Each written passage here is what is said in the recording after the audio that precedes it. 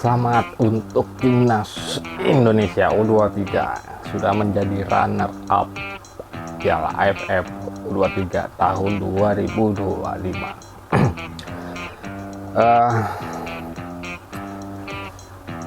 Runner up lagi seperti tahun kemarin. Artinya 2 kali kita di final, 2 kali gagal untuk menjadi juara.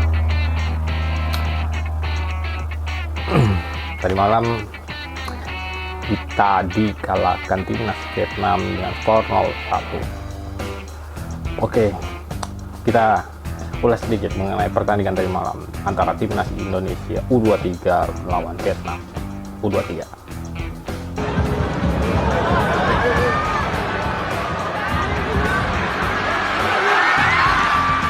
Dalam kacamata sportainment ya sangat menarik ya pertandingan tadi malam. Perjuangan Robbie CS di lapangan juga all out, penuh emosi, tensi tinggi, dengan ya sangat atraktif untuk ditonton dan untuk menghibur bagi penonton karena dengan penguasaan bola juga yang cukup tinggi, tetapi ada banyak minusnya. Ya sejauh ini ya kita perlu apresiasi dulu. Saya mengajak penonton untuk mengapresiasi timnas U23 tadi malam ya. Mudah-mudahan kalau tidak di Piala AFF U23 rezekinya ya mungkin nanti di next event lain gitu. Karena potensinya cukup besar saya lihat. Oke, kita masuk ke ulasan permainan tadi malam. Secara statistik pemain timnas U23 Robbie CS tadi malam penguasaan bola sangat tinggi, sekitar 68% dibanding Vietnam yang hanya 32%. Lalu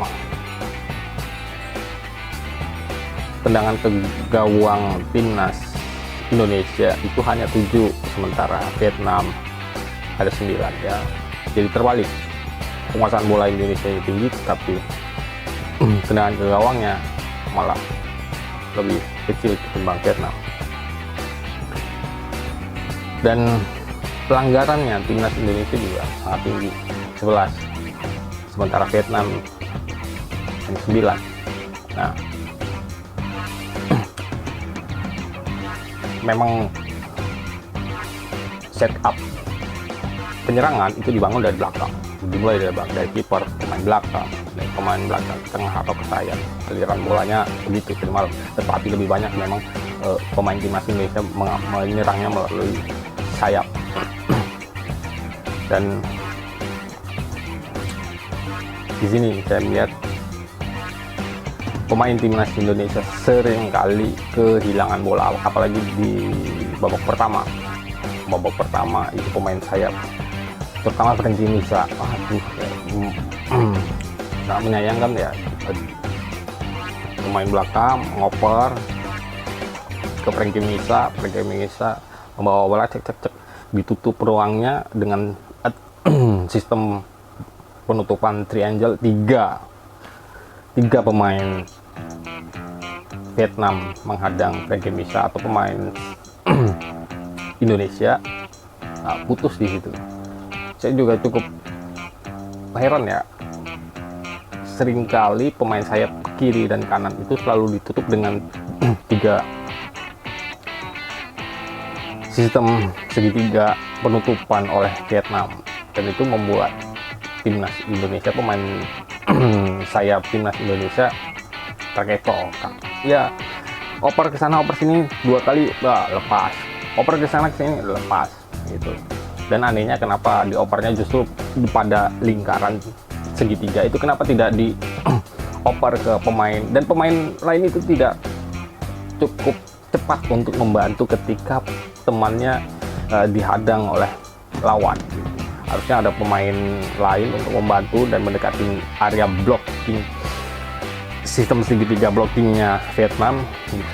Sementara pemain striker atau ujung tombak timnas Indonesia juga jarang sekali mempunyai kesempatan untuk mengontrol bola cukup baik.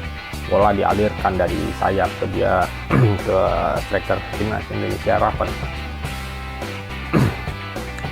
Tetap controlling bolanya tidak cukup baik, atau ya controlling bola bisa dengan kepala, dada atau apapun. Tapi memang Raven memang dijaga cukup ketat dari menit awal sampai akhir. Dia selalu dihadang oleh 2-3, bahkan 3 ketika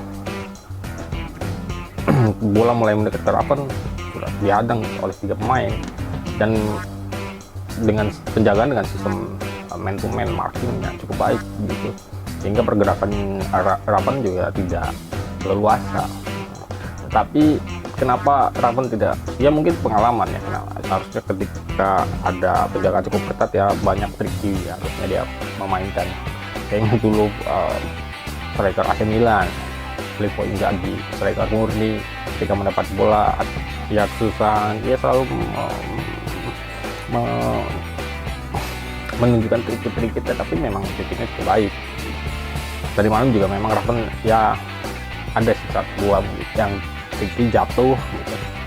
Saya tidak dilihat oleh wasit sebagai pelanggaran, sehingga ya sudah, bola lanjut terus, permainan juga lanjut terus. Saya tidak melihat peran pemain tengah sebagai jangkar penyerangan, atau Robi atau satu lagi siapa itu saya lupa namanya. Saya tidak melihat peran pemain tengah itu untuk memberikan atau supply bola ke depan, atau through pass, atau memainkan bola-bola silang. Tidak terlihat sama sekali. Justru through pass seringkali dari belakang, pemain belakang. Aliran bola dari pemain belakang ke sayap, jadi pemain tengahnya itu sama sekali tidak terlihat efektif. Bahkan saya lihat beberapa kali momen Robi itu mengangkat tangan untuk memerintahkan temannya Kadek Karel atau siapa itu untuk menyuruh langsung mengoper ke pemain sayap. Nah, terus tugas dia apa? Dan Robi juga tidak melihat pergerakan tanpa bolanya cukup baik ketika pemain belakang masih oper-operan, dia justru menjauhi, dia tidak mendekat ke bola, tidak menunjukkan sebagai peran jangkar permainan yang sangat baik begitu. Jadi ya di situ salah satu terbesar pemain timnas tadi malam adalah tidak efektifnya atau tidak berperannya pemain tengah. Ya akhirnya jangkar permainan juga tidak tajam. Lalu masuk babak kedua ya agak sedikit berbeda pola permainan, karena Frankie bisa ditarik, harusnya ditarik dari sejak babak pertama gitu, karena banyak sekali dia kehilangan bola, gocek-gocekannya juga ya gampang sekali dipatahkan. Babak kedua dia diganti Frankie Misa, lalu posisinya digantikan oleh Donitri, tapi ya sama aja, umpan-umpan Donitri juga tidak efektif. Memang ada beberapa kali dia mengecoh pemain lawan, pemain Vietnam lewat lalu masuk dan mengalirkan bola ke kotak penalti lawan, tapi ya lagi-lagi begitu, operan pemain sayap tidak efektif. Selain memang tidak efektif juga ya striker timnas Indonesia dijaga cukup ketat, tapi harusnya di situ lane kedua itu juga harusnya membantu. Pemain-pemain sayap yang sudah dikepung seringkali dibiarkan bermain sendiri, atau hanya dua ketika ada temannya juga bermain. Udah tahu di blocking dengan sistem segitiga, ada 3 pemain lawan, pemain Vietnam mengepung pemain sayap Indonesia, tetapi teman-temannya tidak datang untuk membantu.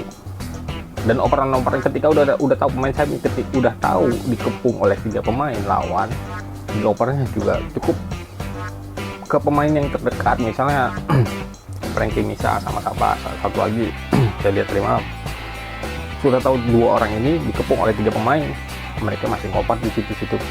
Seharusnya ada pemain lain membantu jadi 3 lawan 3 di situ ketika di blocking oleh 3 sih dengan sistem 3 segitiga. Pemain lain juga harusnya membantu, jadi opsi untuk mengoper itu tidak hanya satu tapi ada opsi lain gitu. Ya ini soal pengalaman memang juga, memang selain pengalaman ya soal strategi dari pelatih Vandenberg. Ketika pemain sayapnya sudah mentok, pemain tengahnya juga tidak berjalan, pemain belakang itu seringkali di babak kedua melakukan trupas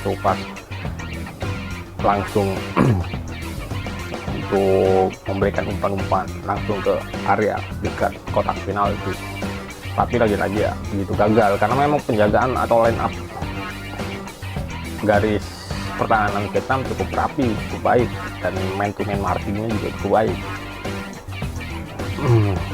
Ya kekurangannya timnas Indonesia ketika sudah ada pemain lawan yang man to man marking juga baris pertahanan yang cukup baik, atau pergerakan bolanya harusnya pergerakan tanpa bola pemain timnas Indonesia itu lebih banyak atau membantu penyerang, baris kedua penyerang timnas Indonesia harusnya membantu striker untuk membuka ruang pertahanan, karena ketika ada penjagaan man to man marking harus dibongkar dengan pemain baris kedua. Pergerakan tanpa bolanya itu juga kan harus ya bisa membongkar man to man markingnya.